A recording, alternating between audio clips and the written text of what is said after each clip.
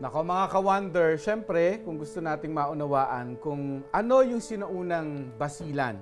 Nung basilan na kilala pa natin na magulo,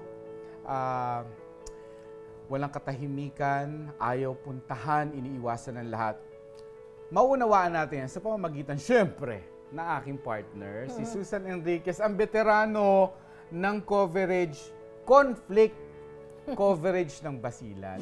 Magandang hapon, Arnold. At dito nga sa mga pinakahuling development, kaugnay nitong nangyayari ngayong sagupaan sa pagitan ng mga bandidong Abu Sayyaf at militar dyan sa bahagi ng... Paano ba kayo na-hostage? Ano ba nangyari? Bago naman kami umakyat doon, parang mayroong meeting with provincial government, with military, with police. Kumbaga, sanctioned naman nila yung paglakad. Hindi naman yung parang patakas. So, akyat.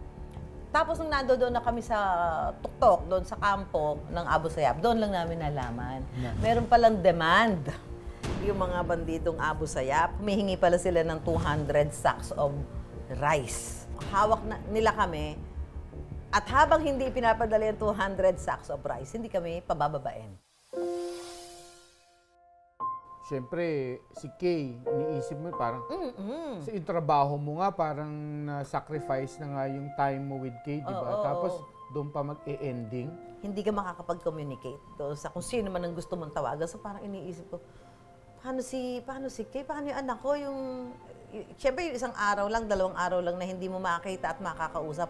Parang taon yung ang pakiramdam mo sa sarili mo na wala kasi ngang assurance kung makakabalik ka pa eh. Ay, iyak ako. Ang tagal na nun, naiyak ka pa rin, no? Bakit kaya?